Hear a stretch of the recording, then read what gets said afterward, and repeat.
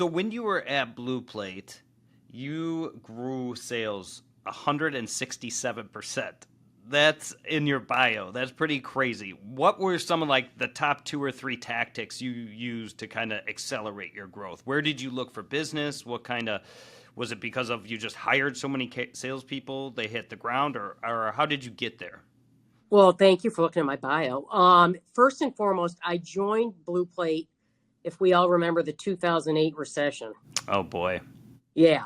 So I started with them in the August of 2008. So it was I don't want to say it was easy to grow 167%, but everyone was They had down that just year. been down, and so And you had so, a runway.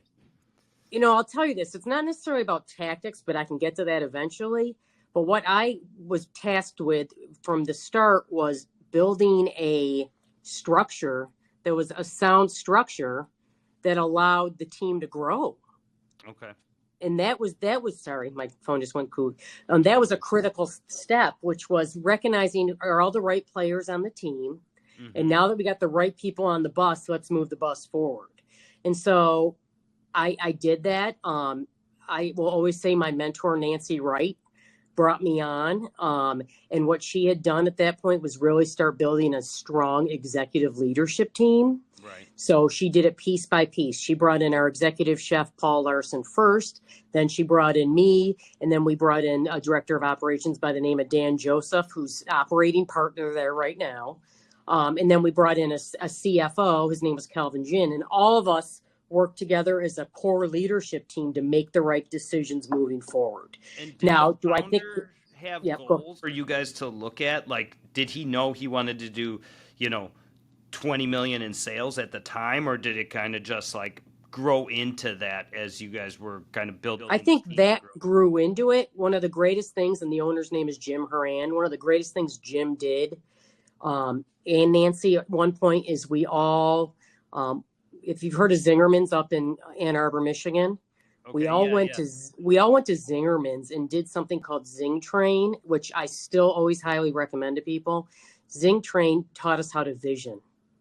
And to that point, Jim and Nancy put together our 10-year vision of what we wanted the company to be. Nice. And that was a really powerful, impactful experience for us. And we brought up, I think it probably was about 20 to 30 people, and we brought up every level of every position at the company.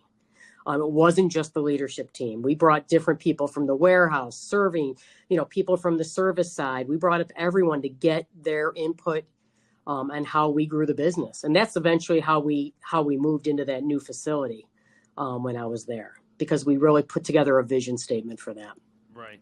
It's an amazing story. I mean, Blue Plate has I have so much respect for what they do, and just to see them grow and produce some of the food that they do and the service that they do at the level that they're at is just unbelievable. And they're a wonderful company. Wonderful company. Charlie was just on the podcast. He's like a childhood friend of mine. His family and my family had a relationship, and so proud of him there just to see some of the stuff that he's working on, and excited to do more with that too. That's so cool. Yeah, they do wonderful things. I miss them, but I'm still just so lucky. I literally live down the block from them, so I'm lucky I'm a neighbor. That's awesome. And it's pretty cool. Yeah, it's cool. It's very cool.